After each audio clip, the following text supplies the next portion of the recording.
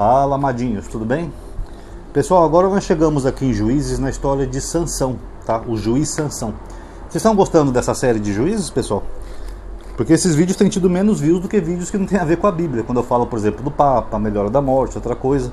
Eu acho engraçado, né, que tem gente que comenta aqui no meu canal. Tem uma mulher que comentou isso essa semana, que ela falou assim: eu gosto dos seus vídeos quando você fala da Bíblia. Só porque eu estava falando do Papa, né, que também tem a ver com a Bíblia, né, religião, essas coisas.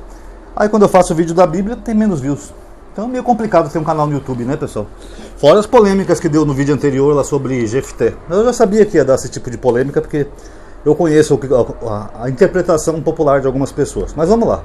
Vamos falar agora do juiz Sansão. Eu vou ler primeiro aqui o que diz o rodapé da Bíblia de Jerusalém sobre esse juiz. A história de Sansão é diferente de todas as outras narrativas do livro. Ela conta do nascimento à morte, a vida do herói local, que é forte como um gigante e fraco como uma criança. Fascina as mulheres e é enganado por elas, põe em apuros os filisteus, mas não liberta deles a região. A história tem um humor vigoroso dos contos populares, nos quais as pessoas que têm que suportar um opressor se vingam dele, pondo-o em ridículo. Em contraste com esse aspecto popular e profano, Sansão é consagrado a Deus desde o seio de sua mãe, e seu nazireato é a fonte da sua força. Foi esse aspecto carismático que lhe valeu um lugar entre os juízes, tá? Então a história de Sansão ela é basicamente assim, ó. Primeiro começa um padrão na Bíblia, que vocês vão ver até no Novo Testamento, que é uma mulher estéril que não consegue dar luz. Você vai ver isso em Sara, que era idosa estéril. Você vai ver em Rebeca, que era estéril. Se eu não estou enganado, a mulher... Não, só Sara e Rebeca eram estéril. A mãe de Sansão era estéril e assim por diante. Então isso aqui é quase um padrão na Bíblia. Aí aparece um anjo para a mãe de Sansão. A mãe dela chamava Manoé. Manoé hoje para nós em português parece um nome de homem, né? Eu tenho um vizinho que chama Manuel. Então vamos lá. Aí o anjo aparece para ela e faz uma anunciação, parecida com a anunciação de Maria. Tu és estéril e não tiveste filhos, mas conceberás e darás luz a um filho. Não parece a anunciação lá de Maria? De agora em diante toma cuidado. Não bebas vinho, nem qualquer bebida fermentada. E não comas nenhuma coisa impura, porque conceberás e terás um filho. Sobre a sua cabeça não passará navalha, porque o menino será nazireu de Deus desde o ventre da sua mãe. Ele começará a salvar Israel da mão dos filisteus. Aqui nós temos um padrão também com Jesus, né? Porque o anjo promete aqui para Manoé que o filho dela ia salvar os israelitas dos filisteus. Isso não aconteceu na história de Sansão. Ele não é dos filisteus. É parecido com a anunciação de Jesus, né? Que o anjo fala lá em Lucas. E ele salvará o seu povo Israel. Jesus também não salvou o seu povo. Então, esses anjos aqui estão meio confusos, né? Mas a narrativa é semelhante, tá? Provavelmente os autores do Novo Testamento se inspiraram nisso. Outro ponto interessante aqui, pessoal, é que ele seria o nazireu, que é um voto, né, que é feito com Deus. E aqui tem o holocausto, que nem eu falei no vídeo anterior. Teve até um rapaz aí que ficou enchendo os comentários, falando o que era o holocausto, que o holocausto era carne queimada e não sei o que. Sendo que não tem nada a ver com o vídeo, pessoal. O vídeo eu falei que todo voto era acompanhado no holocausto. Eu até citei Sansão aqui, ó. Quer ver? Deixa eu ver...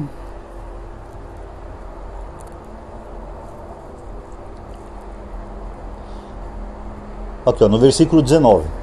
Então Manoé tomou o cabrito com a oblação e no rochedo o ofereceu ao holocausto a Deus, que realiza as coisas maravilhosas. Então ela fez um holocausto, que era acompanhado de um voto.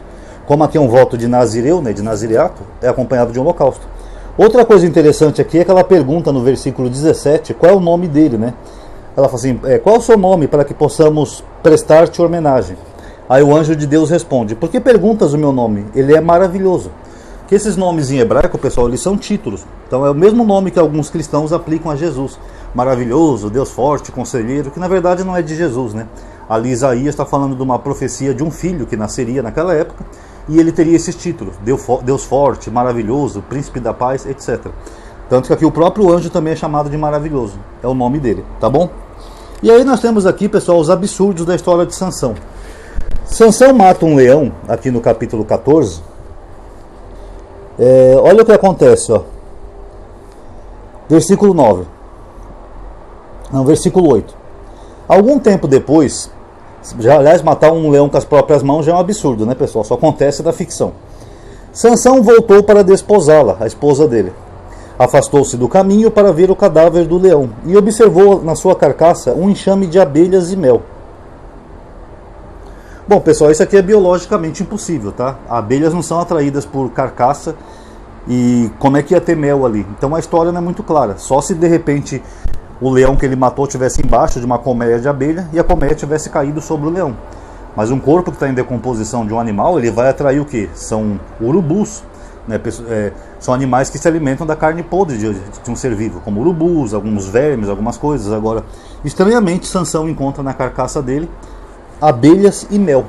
Como que abelhas e mel foi parar na carcaça de um leão em decomposição? A história aqui não explica o que foi, mas fica meio sem sentido, vocês não acham? Meio esquisito.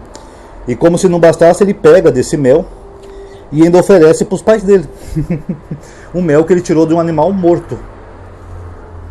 Então é só você ver que essa história é meio confusa. Aí depois ele lança um enigma sobre isso, como se alguém fosse adivinhar isso. Ó.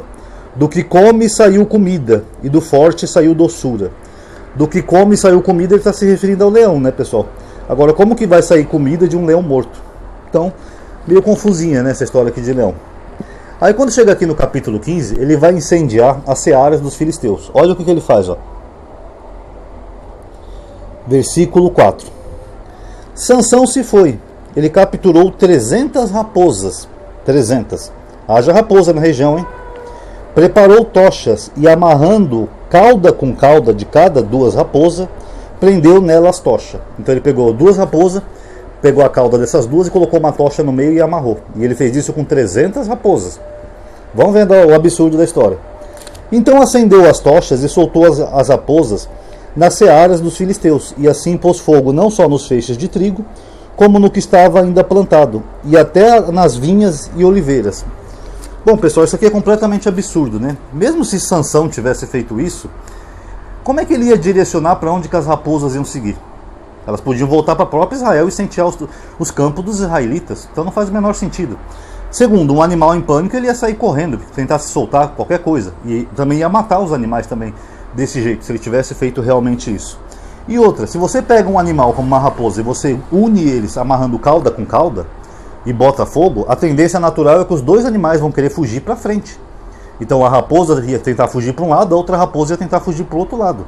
Então não ia ter como elas irem na mesma direção. Isso fica meio estúpido. Pega um exemplo do ser humano mesmo. Você é amarrado de costa com outro ser humano.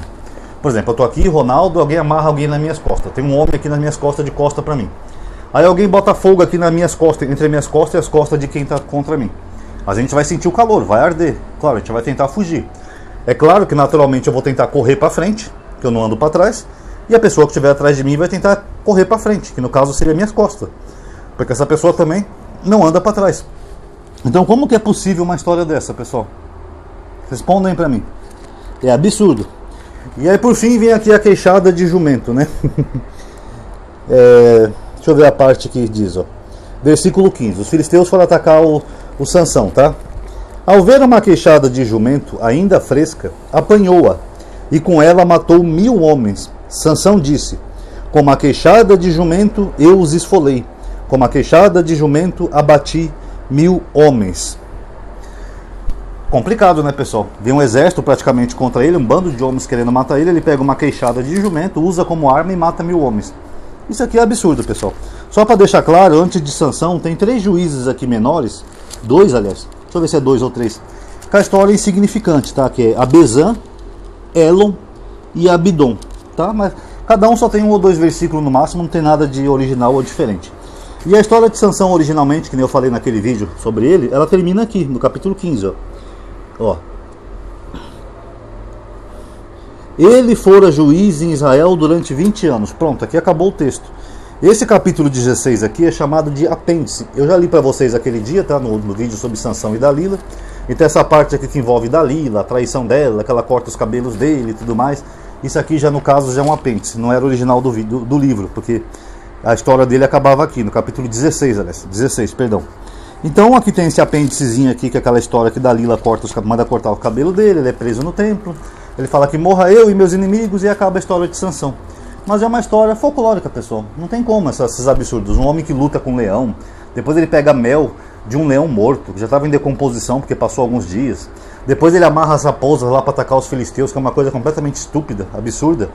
Depois ele vai lá com uma queixada de jumento e mata 1000 homens. Então a gente sai um pouco do campo da história nesse livro e a gente entra um pouco no campo da ficção. sabe, da fábula, da história que não é real. Porque essa história é completamente absurda. Mesmo se Sansão fosse super forte para ele fazer todas essas coisas. Fora tem uma passagemzinha ali que ele derruba os batentes de uma porta que colocaram na cidade e ele leva para cima de um monte. Enfim, pessoal, acreditar em Sansão, com todo respeito aos evangélicos, é o mesmo que acreditar em Hércules. Os gregos tinham suas histórias também. E tinha lá um Hércules que era super forte, matou o leão de Nemeia com as próprias mãos. Depois teve lá suas 12 tarefas e tal. Agora é engraçado que quando alguém fala de Hércules, eles falam que é mitologia. Agora, quando é de Sansão, eles acham que é real. Só porque está na Bíblia, pessoal, complicado, né? Então, se Sansão é real, Hércules é real. Tanto que já fizeram vídeo no YouTube aí dos dois brigando, né? Hércules versus Sansão. Porque são dois personagens mitológicos, tá bom? Tem uma origem comum? Não sabemos, mas o nome de Sansão em hebraico, deixa eu ver se eu me lembro aqui, é Shinshon, se não estou enganado, em hebraico, que é uma referência ao sol, tá? Então, com certeza, esses dois mitos podem ter uma origem comum que se refere a alguma mitologia solar, tá bom, galerinha? Então tá aí. Quem gostou do vídeo já sabe, dá um like aí no vídeo, se inscreve, ativa o sininho, compartilha os vídeos nas redes sociais, comente o que vocês acharam, tá? Muito obrigado a todos aí que assistiram, paz a todos.